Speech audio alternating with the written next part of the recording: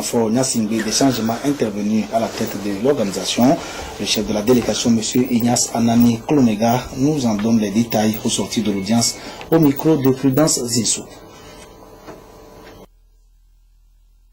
Nous avons une organisation que nous appelons le Suprême Conseil du Togo, qui était dirigé par le docteur Fiadjo, et je viens de lui succéder en tant que commandeur du Suprême Conseil du Togo.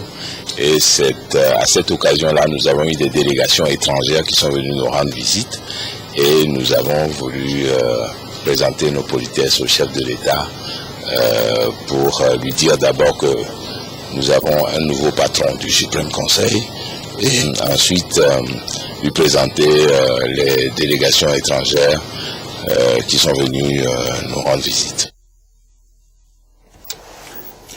Le 4e forum de la rentrée de l'Organisation régionale africaine de la Confédération syndicale internationale se tient depuis ce matin à Lomé.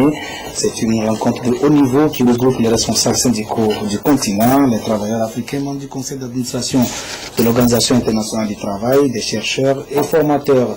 Tous sont venus mener des réflexions sur le travail décent et le développement durable pour une Afrique émergente, thème de la rentrée 2014 de la CSI Afrique. Sylvain Aboudjo. Le renforcement du pouvoir des travailleurs pour un travail décent et le développement durable, voilà une problématique au centre du 4e forum de l'Organisation régionale africaine de la Confédération syndicale internationale CSI Afrique. Ce forum donne l'occasion aux acteurs clés ici présents d'échanger et de réfléchir de façon profonde et collective sur des questions visant à réduire les inégalités sociales tout en élaborant des règles et des réglementations en vue d'améliorer les pratiques de bonne gouvernance. C'est un forum qui a été initié par la CIC Afrique pour permettre aux différents leaders syndicaux africains de se pencher sur des thèmes d'actualité. Comme vous le savez, l'Afrique connaît un essor en croissance. Est-ce que cette croissance est porteuse d'emplois? Est-ce que cette croissance elle est faite en tenant compte du développement durable? Est-ce que cette croissance est porteuse de travail décent? Est-ce que cette croissance prend en compte les droits fondamentaux au travail? Autant de questions donc qui se posent aux leaders syndicaux, mais aussi nous pensons revisiter, n'est-ce pas, des problèmes organisationnels. Dans ce processus de changement intégral, les jeunes, tout comme les femmes, ont aussi leur rôle à jouer. En participant à cette activité, ça doit nous permettre d'avoir des informations claires sur le marché de l'emploi et également de savoir comment est-ce que le mouvement syndical peut travailler à mobiliser encore plus davantage la jeunesse, surtout la sensibiliser. Donc une fois le pouvoir des femmes renforcé, le monde sera meilleur. Le forum de 2014 est également conçu comme un cadre de nouvelles idées d'organisation devant aboutir à l'élaboration d'une feuille de route permettant à chacun de définir ses propres priorités et sa vision pour une Afrique émergente. Faire en sorte que des conclusions puissent servir de feuille de route au secrétaire général qui a la charge de diriger donc le mouvement syndical africain. Voilà un peu ce qui est recherché et éclairé. Maintenant, les leaders leur donner, comme vous le savez, ces rencontres renforcent également les capacités des différents dirigeants puisqu'ils puissent être mieux armés, n'est-ce pas, et être capables quand même de poursuivre également leurs actions au niveau national. Les sujets de ce 4e forum feront également l'objet de débats au prochain congrès du Tiers-Monde qui se tiendra à Berlin en mai 2014. Quand on parle de travail décent, à quoi pense-t-on? Certains à la rémunération, d'autres aux conditions de travail et d'autres encore pensent aux deux. Sylvain Aboudou nous éclaire sur la question à travers ce dossier qu'il nous propose. Les gouvernements, les employeurs et les travailleurs sont les trois principales composantes ayant adopté le travail décent sous l'égide du BIT, Bureau international du travail. Ce concept résume les aspirations profondes de tous les êtres humains au travail. Et pour atteindre cet idéal, il faut l'application de 4 objectifs stratégiques.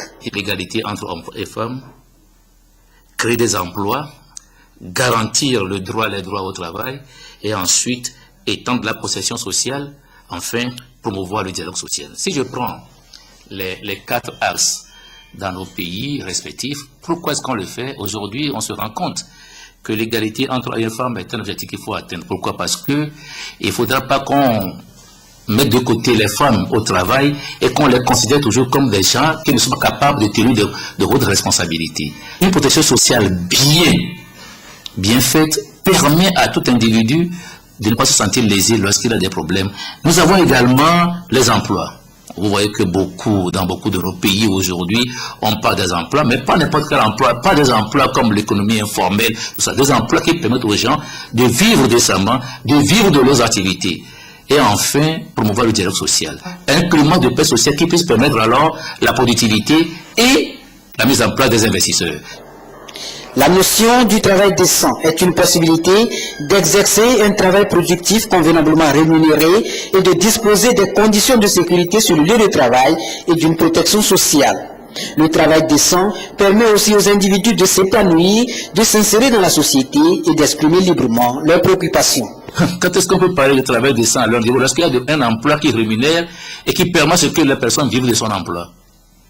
Qui permet ce que lorsque vous avez un emploi, vous puissiez jouir de vos congés, aller vous promener, aller vous reposer. Donc, le travail décent permet ce que un épanouissement de l'homme qui est au cœur du développement. Ce n'est pas une affaire de revenus, c'est une affaire d'avoir un bon emploi, bien rémunéré, d'avoir une bonne protection sociale, d'avoir également droit. Lorsque vous demandez, vous avez des devoirs, vous avez des droits également.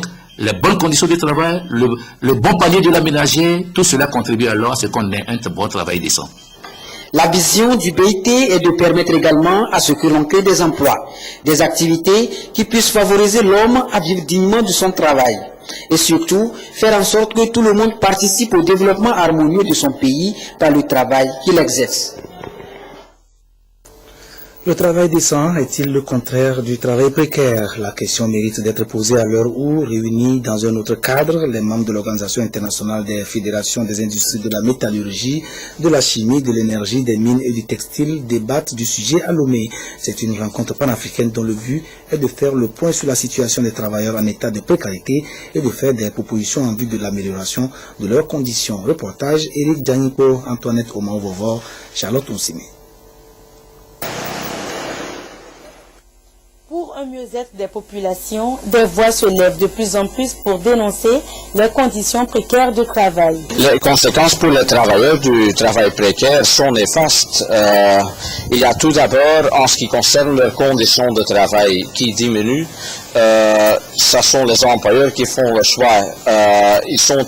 Le travail précaire est en train de diminuer la force de nos conventions collectives parce qu'il y a une masse de travailleurs qui n'est plus liée à ces conventions collectives.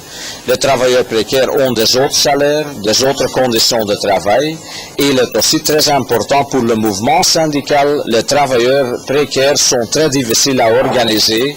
Ça veut dire que le travail précaire n'est pas uniquement en train d'affaiblir nos conditions de travail, mais aussi nos stratégies syndicales. Comment s'y prendre pour aller vers un travail décent, un travail qui puisse nourrir son homme et lui permettre de s'épanouir? Des hommes et femmes de la sous-région ouest africaine réunis au sein de la Fédération mondiale des industries sont à Lomé pour une évaluation du travail précaire sur le développement. Une rencontre de haut niveau qui va à coup sûr porter ses fruits et réduire la précarité au niveau du travail. Dans différents secteurs au sein du BIT, nous allons donc négocier des conventions qui ne doivent pas être uniquement acceptées par les employeurs et les syndicats, mais où les gouvernements peuvent aussi jouer leur rôle. Est-ce que chaque travailleur a le droit de s'organiser? Est-ce que chaque travailleur a l'ouverture vers le dialogue social? Est-ce que chaque travailleur a le droit d'être représenté par des délégués syndicaux? Ce sont tous des défis devant lesquels nous sommes confrontés. Nous sommes en train maintenant de faire un séminaire panafricain pour faire une évaluation sur le travail précaire dans nos pays respectifs et voir ce que nous pouvons projeter dans l'avenir pour demander ou bien faire un plaidoyer auprès des gouvernants pour que le phénomène du travail précaire puisse quand même diminuer dans nos pays respectifs. Cette rencontre panafricaine est favorable à des perspectives. Ceci passera par l'organisation des plaidoyers, aussi bien au niveau des employeurs que des décideurs. Le but final, dire non au travail précaire dans la sous-région. Samedi dernier, c'est de la solution à la précarité des communautés à la base dans leur ensemble qu'il a été largement question au palais des congrès de Kara lors d'une cérémonie présidée par le chef de l'État. Pour faciliter l'accès pour tous, surtout les plus démunis au financement, le gouvernement a en effet fait une importante trouvaille, la finance inclusive. Il s'agit de permettre au plus grand nombre d'atteindre leur autonomisation à travers des activités génératrices de revenus, la création de micro-entreprises, etc. C'est la pauvreté dans les zones rurales qui est ainsi placée dans la ligne de mire du gouvernement. Un fonds a été créé à cet effet. Il s'agit du Fonds national de la finance inclusive qui a été officiellement porté sur les fonds baptismaux ce samedi à Kara. Tout sur ce fonds, les conditions d'accès et les avantages, notamment dans ce reportage signé Fallon Onego. La croissance de l'économie togolaise est constamment en hausse depuis quelques années, alors que la pauvreté peine à s'estomper, soit 58,7%. Entre 1995 et 2013, la desserte des institutions de microfinance est passée de 62 000 à plus de 1,3 million, soit seulement 20% des demandeurs. Pourtant, ce sont elles qui excellent dans le financement de proximité au profit des populations les plus vulnérables qui ne peuvent pas emprunter auprès des banques. Pour pallier ce problème de l'exclusion financière, le ministère du Développement à la base de la jeunesse et de l'emploi des jeunes va opérationnaliser le Fonds national de la finance inclusive, FNFI, inspiré du modèle béninois. Je ne doute pas de la capacité d'abord de l'État togolais d'accompagner ce fonds-là pour permettre vraiment d'impacter cette couche-là qui est une couche importante et qui constitue en fait une bombe. Et tout gouvernement sérieux doit pouvoir vraiment s'intéresser à cette couche. Et ce qui veut dire que le gouvernement togolais a vu juste en s'occupant de cette couche et en leur donnant le moyen de s'autonomiser dans le futur. La philosophie qui est derrière le fonds là, c'est faire par les institutions de microfinance. C'est pour ça que je parle de créateur d'environnement. C'est un fonds qui va permettre de travailler à assainir le secteur. C'est un fonds qui certainement va permettre de renforcer les institutions de microfinance en ressources. C'est un fonds qui va nous permettre d'élargir le nombre de personnes que nous desservons aujourd'hui. À travers le soutien des activités génératrices de revenus et les micro et petites et moyennes entreprises, le Fonds national de la finance inclusive participe du succès du développement endogène et équilibré pour lequel a été alloué le montant de 27,3 milliards dans le budget en cours. La promotion du développement à la base se fait déjà à travers les programmes et projets de développement comme Pradeb, FAEJ, Anadeb et autres, mais le Fonds national de financement inclusif n'est pas un projet de plus, c'est de l'innovation garnie davantage. Nos différents projets, programmes permettent de structurer la demande, d'accompagner ces services à la base par des appuis techniques, faire un réceptacle de ces populations-là pour qu'ils puissent bénéficier des produits qu'offre le système financier. C'est la différence. Structurer la demande en amont pour qu'en aval, quand l'offre de services financiers arrive, que l'offre de services atteigne donc le besoin du demandeur. C'est permettre à tous ceux qui sont de bonne foi, qu'ils soient des ménages, qu'ils soient des petites entreprises, de pouvoir avoir accès à cet instrument financier. Le fonds va doper l'action des institutions financières à la base pour leur permettre d'être capables d'aller vers les couches qui généralement n'étaient pas atteintes avant par le financement classique. Financé sur fonds propres de l'État, le Fonds national de financement inclusif ambitionne l'octroi d'appui à 2 millions de bénéficiaires dans les 5 prochaines années. Ce programme bénéficiera également de l'appui technique et financier des partenaires comme le FMI, la BAD, la BIDC, la Banque mondiale, le système des Nations Unies, une fois opérationnel à compter du 24 janvier prochain. L'année 2014 commence décidément sous de bons auspices pour les couches défavorisées du Togo qui demeurent au centre des préoccupations du chef de l'État, n'est-ce pas, Christian Voudévi, on l'a vu samedi dernier à Kara. Oui, Oui, tout à fait, c'est l'événement le plus important ce début de l'année 2014. On voit le Togo qui cristallise encore plus ses efforts sur l'une de ses plus grandes préoccupations du moment, la lutte contre la pauvreté, la précarité, un objectif essentiel, un choix qui constitue pour le président de la République une obligation civique, voire davantage une nécessité de vie sans laquelle il n'y a ni liberté ni dignité. Le Fonds national de la finance inclusive, encore une preuve que les actions existent et sont à la mesure des préoccupations, que des opérations se multiplient et s'intensifient pour délester notre pays du poids exorbitant de la pauvreté. En réalité, que seront les coopératives des paysans, des artisans et autres sans crédit, sans source de financement, sans argent? Eh bien, ces coopératives resteront tout simplement des structures vides de sens et même d'objets. Et dans ce cas, que dirions-nous alors de la lutte pour stopper la dégradation du niveau de vie et de l'emploi? Elle serait vaine et remplirait les lignes et les pages des discours démagogiques. Or, le monde rural qui constitue la majorité écrasante de la population togolaise n'a que faire de dialectique et de rhétorique qui ne profitent pas. Il a plutôt besoin de pragmatisme, de solide bon sens et de toutes ces valeurs positives qui l'ont toujours caractérisé de façon intrinsèque. Le pragmatisme, le concret, ici, c'est ce fond qui touche directement ceux qui sont dans la précarité.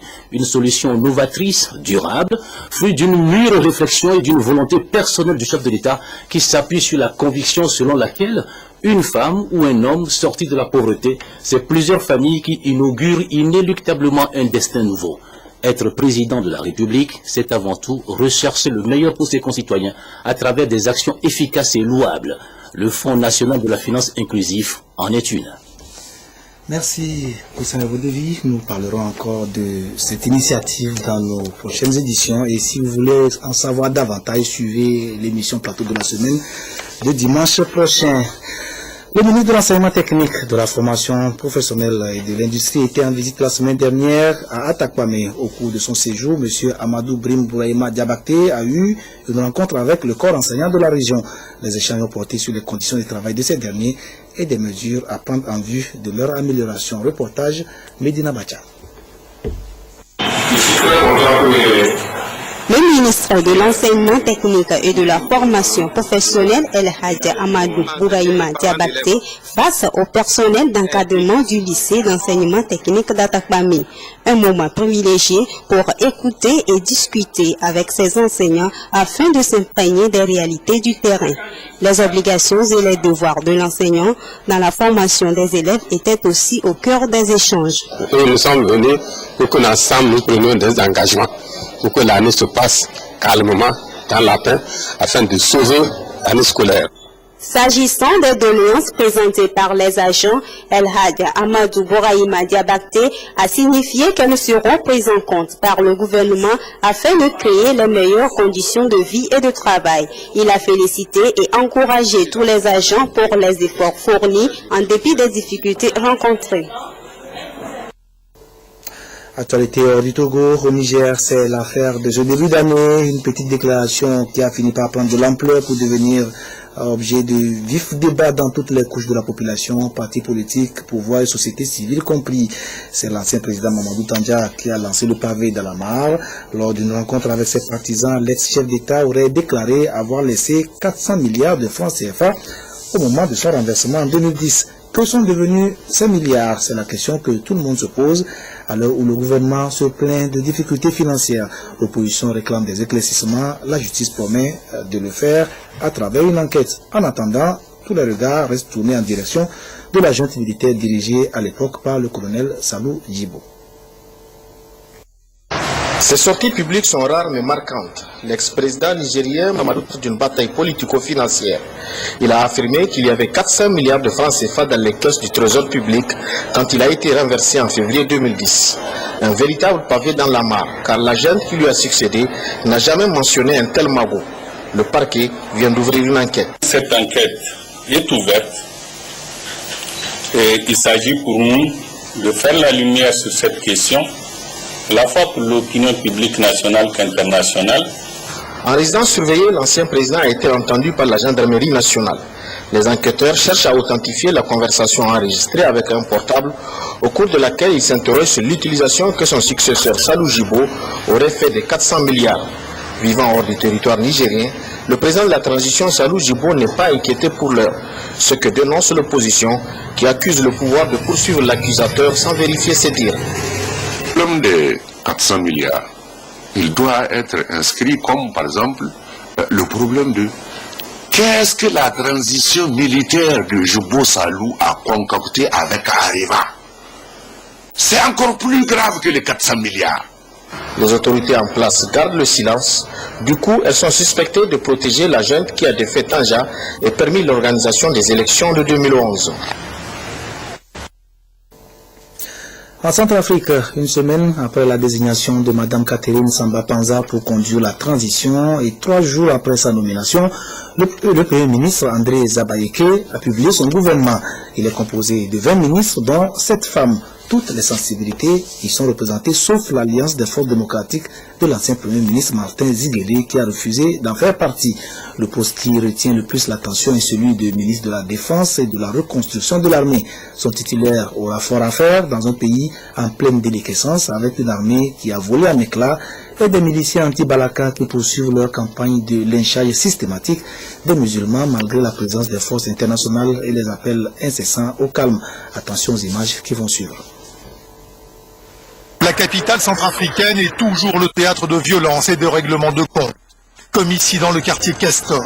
Ces 2 hommes musulmans débusqués ont été lynchés par la foule et brûlés. Les jeunes du quartier, ils avaient trouvé les gars là dans le quartier, ils sont appelés et directement ils la foutent.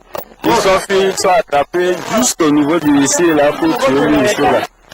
Dans la ville, chaque jour les équipes de la Croix-Rouge ramassent des corps. Dans cette atmosphère, les nouvelles autorités de la transition doivent annoncer la composition du futur gouvernement. Mais d'ores et déjà, l'Alliance des forces démocratiques pour la transition, la FDT, rassemblement de partis de l'opposition, se démarque. La FDT a fait le choix politique de ne pas participer au gouvernement. Mais nous soutenons le processus de transition. Nous nous rendons disponibles pour aider à la grande œuvre de réconciliation de notre pays. Une décision prise par les responsables des 7 partis qui forment l'Alliance et qui regrettent qu'aucun des 3 candidats au poste de Premier ministre présentés par la FDT n'ait été retenu.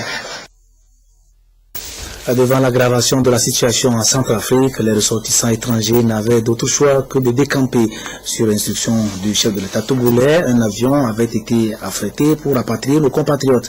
Aussitôt arrivés au pays, ceux-ci ont été rapidement pris en charge par les services compétents et logés au camp des réfugiés de Logopé dans le canton d'Agonivé où ils ont été entourés de tous les soins nécessaires. L'heure est maintenant au retour dans les familles respectives et pour faciliter l'insertion de ceux-ci de nos compatriotes, la réinsertion de ces compatriotes, le gouvernement a décidé de leur apporter son assistance financière et matérielle. Isidore Koubatine.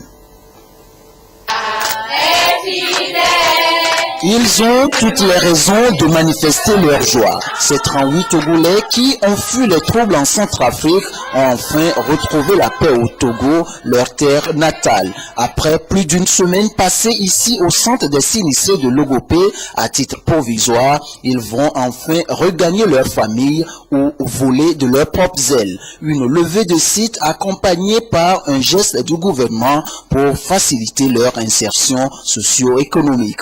Nous avons été reçus par la famille. On peut dire que c'est comme des enfants prodigues qui sont revenus. On est tellement très bien reçus. Nous remercions le Togo. Nous remercions le président Faure Gnassingbé. Vraiment, nous comptons sur vous, que vous allez nous soutenir, vous allez continuer à aller même vers envoyer un comité, une équipe qui ira même nous accompagner dans nos foyers respectifs.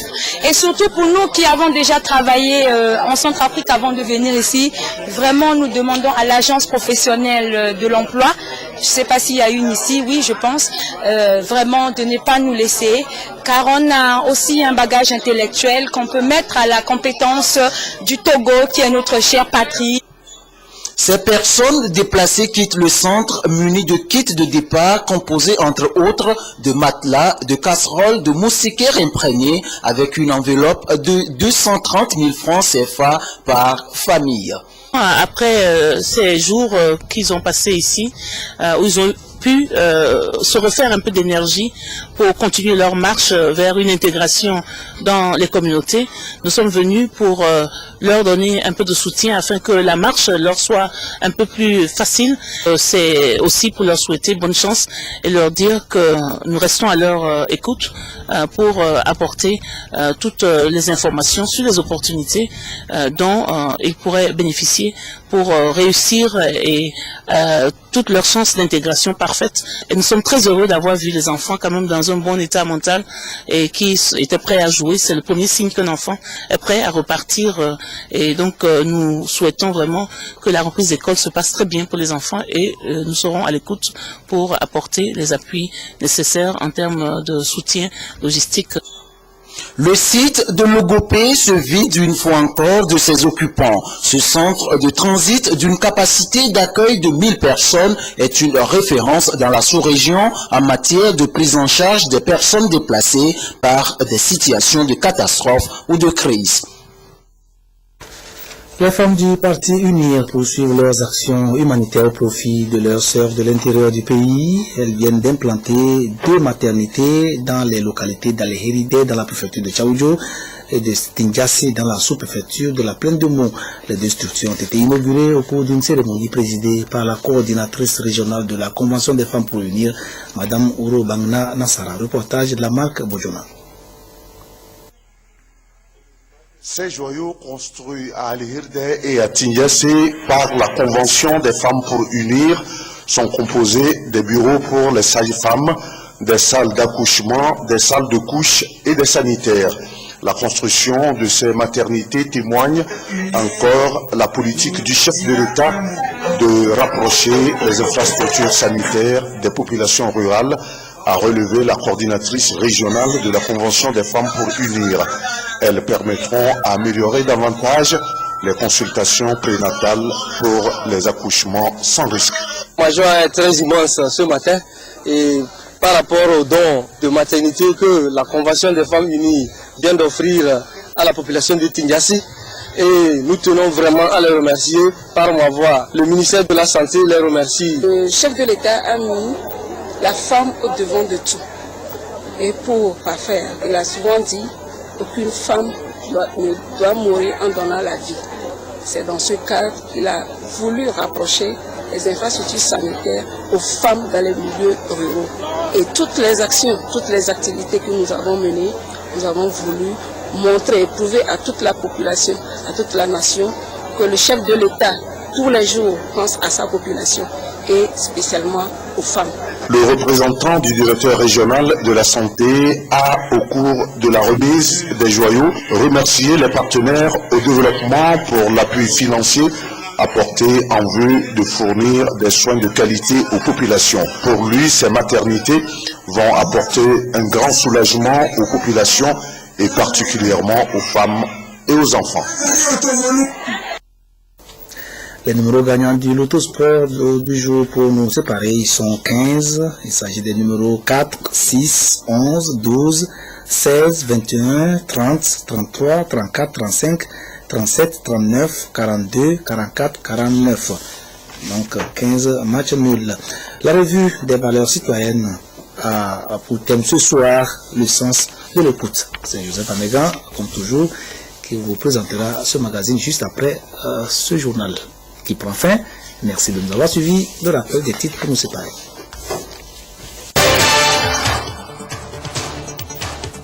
Emploi décent et emploi précaire, 2 concepts objets de discussion dans 2 forums différents à Lomé. Le premier est inscrit à l'ordre du jour de la rentrée 2014 de la Confédération syndicale internationale Zone Afrique et le second domine les réflexions menées par les membres de l'Organisation internationale des confédérations des industries de la métallurgie, de la chimie, de l'énergie, des mines et du textile. Les milliards qui font saliver les Nigériens, la justice nigérienne a décidé de faire la lumière sur le sort de 400 milliards de francs CFA que l'ancien président Mamadou Tandja a déclaré avoir laissé derrière lui au moment de son renversement lors du coup d'État de 2010. L'affaire fait grand bruit dans le pays. La chasse aux musulmans se poursuit en Centrafrique. Les forces internationales peinent à rétablir l'ordre et les appels des nouvelles autorités de transition tombent dans le vide. Au Togo, les compatriotes qui ont échappé à ces scènes d'horreur grâce aux mesures de rapatriement